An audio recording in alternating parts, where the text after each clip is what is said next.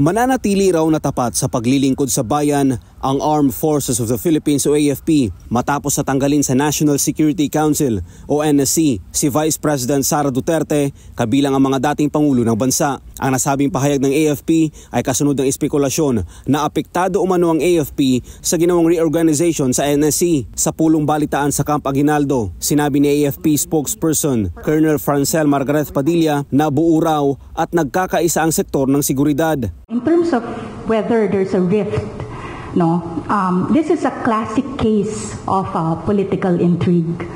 This narrative holds no water, and what we can say, sir, is that the security sector is united under the umbrella of the chain of command. Sabi niya, sila daw ay profesional at tapat sa konstitusyon at sa watawat ng Pilipinas. Pero para kay Jeffrey K. Eric Celis, dating National Intelligence Officer ng komunista-teroristang grupo ng CPP-NPA-NDF, hindi siya naniniwala na buo ang opinyon ng AFP kaugnay sa ginawang pagbabago sa NSC. I don't believe that there is an absolute unity among the ranks of officers and the personnel of the AFP dito sa ginawang very controversial decision na pagpapalabas ni Pangulong Marcos Jr. ng Executive Order 81. Anya, sa tagal niyang naging konsultant ng National Task Force to End Local Communist Armed Conflict or NTF-ELCAC ay nakagawa na siya ng mga ugnayan sa loob ng AFP at mayroon umanong mga aktibong opisyal ang nagpapahayag sa kanya ng ibang opinyon patungkol sa nasabing issue. In absolute truth, hindi naman totoo yan na walang pumupuna at walang may nagkaroon ng diskontento. Una, bakit ko sinasabi?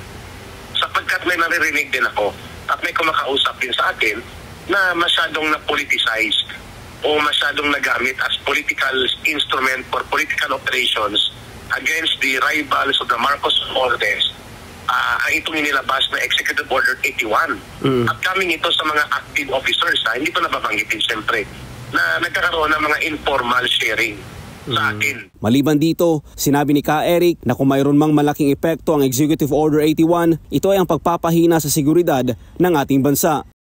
Pero alam natin na ang epekto niyan, pinapahina natin ang consensus and broader base of policy making on security matters in agenda na pwedeng i-contribute ng Vice President at ng mga former President kung nandyan sila sa loob ng NSC. Kamakailan lang ay nilagdaan ni Bongbong Marcos ang Executive Order No. 81, Series of 2024 at ito ay nag-uutos na tanggalin bilang miyembro ng NSC ang Vice Presidente at mga dating Pangulo ng Bansa dahil umano sa isyu ng seguridad.